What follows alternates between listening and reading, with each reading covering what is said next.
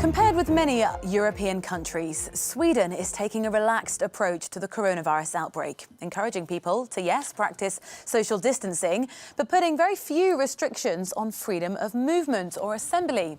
Tuesday, though, saw the death toll rise by more than 100, bringing the total to just under 600 people, and raising fears that the outbreak might be spreading.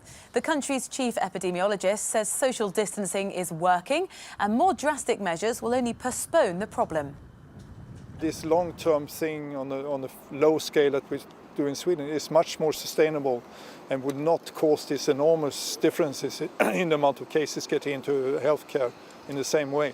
So I think both Norway and Denmark are now very concerned about how do you stop these complete lockdowns in a way so you don't cause this wave to come immediately when you start loosening up.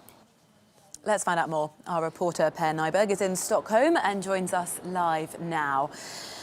The death rate is rising in Sweden, and we talked on Monday a little bit about the fact that the government haven't imposed these very strict measures that other countries have, and asking if that had really seen a sort of change in people's behaviour or a different response from the government.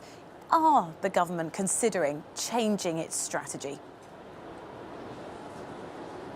Well, if we look at what the government has done over the last couple of days, they've now put in place a new law which gives them the power to close down schools, close down restaurants and bars if they want to, and they could do it without approval of the parliament. The parliament will still have to look at it afterwards, but this new law gives them the power to act really fast if they see the numbers spreading, if they see the numbers spiking like we've seen in some other countries. However, we have actually heard from the authorities this morning saying that yes, we've seen an increase in the number of cases and the number of deaths. However, we've not seen the sort of spike that they are worried about that might come. So for now, they're still confident that whatever they've put in place, all these measures seem to still be working. I mean, I'm standing here in central Stockholm where you can see lots of people out walking around me. There are big billboards telling people to stay apart, keep their social distancing.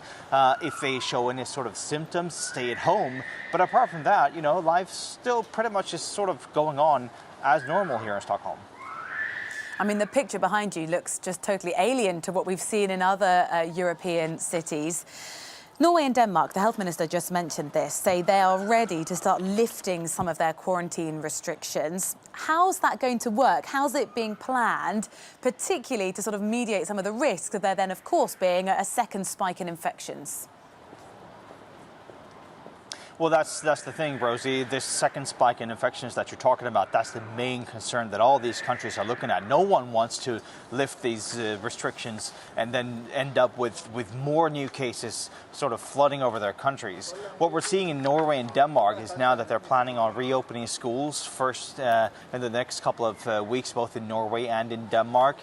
Some teachers in Denmark have been voicing concerns that the government wants the students to stay at least 2 meters apart. They just don't have the facilities, they just don't have the staff to do that. But, you know, the main concern is obviously the further spread of this Covid19 virus, especially in elderly homes. That's not something we've seen in Norway and Denmark so far. We've seen it here in Stockholm. That's a major concern here, not yet in Norway and Denmark. So all eyes are now on sort of what's going to happen over the next couple of days in these Nordic countries.